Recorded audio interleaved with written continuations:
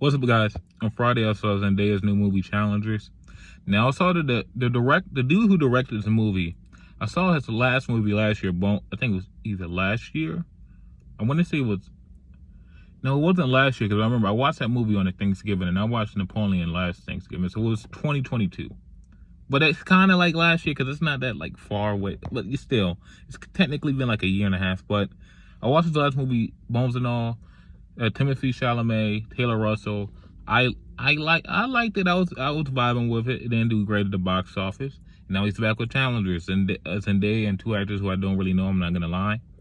Budgeted $55 million. I know 10 of it's going to Zendaya. It's the people who I think are going to be into this type of movie are into it, and you can see it on Twitter and you can see it on Letterboxd. You can see it on all your favorite reviews are probably into this movie, and the people who are probably like. One, this is a tennis movie. How many people are going to be into tennis movies? Like, there's only been like a handful that actually ever been successful, you know?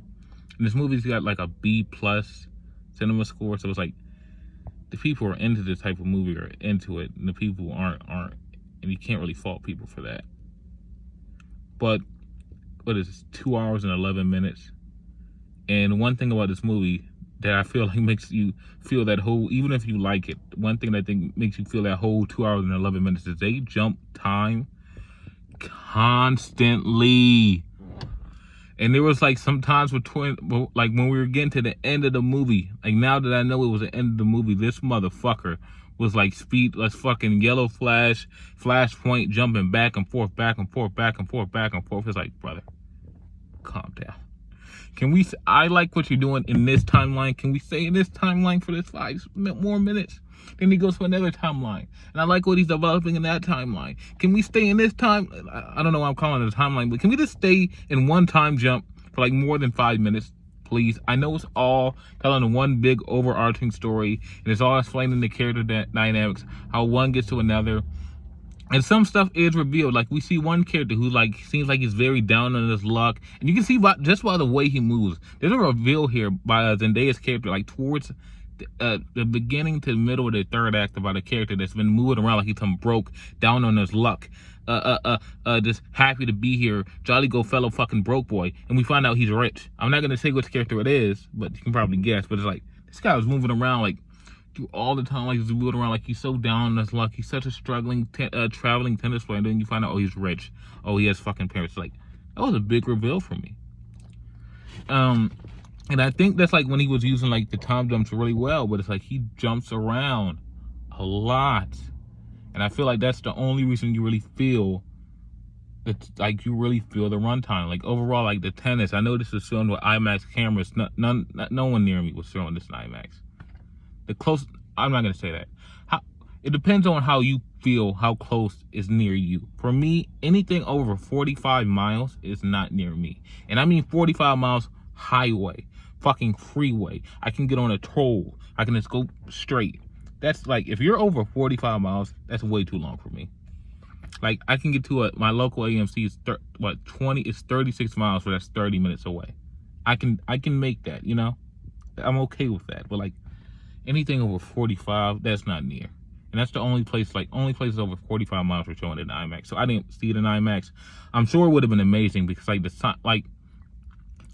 the actual tennis matches, I don't think there was a whole lot of it. Like, collectively, there's probably like 10 to 15 minutes of tennis match time in the entire movie. But all of it looked very, very well. Like, all of it looked really good. So I'm sure it probably would have been so much more amazing in IMAX. Zendaya, she's probably gonna be the one that gets the most praise out of everyone in this movie. It's not a lot of people in this movie. It's really Zendaya, there's 2 white boys, and like maybe 1 or 2 other people. There's not a lot of people in this movie. It's really just those 3. But yeah, Zendaya, I don't think you could have done this movie if anyone else played Tashi except Zendaya. And Zendaya's not really gotten, like, on TV, she's kind of the queen of TV, in my opinion. Like, that's where she's been shining for the last, 10 to 15 years. It's always been Zendaya on Disney+. Now Zendaya's on HBO. Then Zendaya's on this, and Zendaya's on that. She's always just been a TV girl. Now she's like, then she got the role as MJ, but that's a Spider-Man film.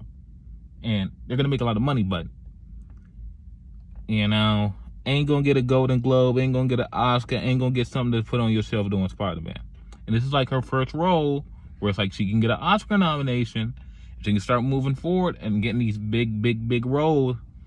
Now I know I know her, I know that people are gonna try to say she's not a superstar after this movie because it's not really doing well at the box office. It made $15 million. It's probably gonna fall off. It's probably not gonna break even. I'm just gonna be honest with you. Even if it does that like, here's my opinion. I don't believe there's one fucking actor out of like, you know, the upper echelon, The Rock, Leo, Tom Cruise, Will Smith, Denzel. Like after those guys, you can't fucking be counting on people to like carry a movie off their name alone. It's just not gonna happen.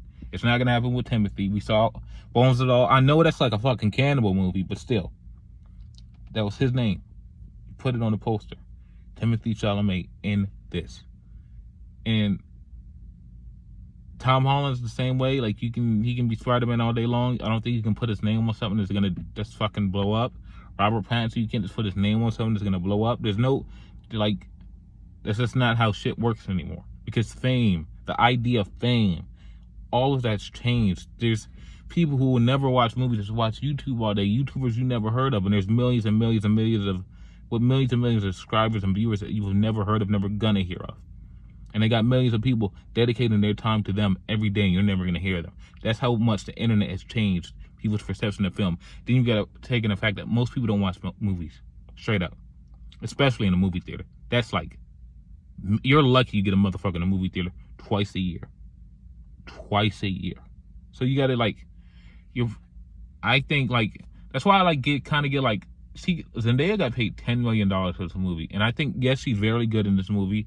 I do think this is going to be one of the final roles of her career. There's something we're going to be talking about in 20 years, but still, you got paid $10 million for a movie that's probably not going to break even. How much of, like, I think she's worth the $10 million solely because I don't think there's another actress out there that I know that could have done this role as good as her. That's how good she is in this role, in my opinion. But when we start talking about box office draw, because this movie is going to be referenced when we start talking about this new generation of actors and actresses and how much they're going to get paid and how much drawing potential they have, because this is another mark. I feel like first Timothy with Bones and All. Then you had fucking a couple years ago, you had Daisy Ridler and Tom Holland. They did do Chaos Walk, and that movie was dog shit, but still. And that movie kind of came out of COVID, so I don't know if you can fully count that, but that's another mark, and now you got this.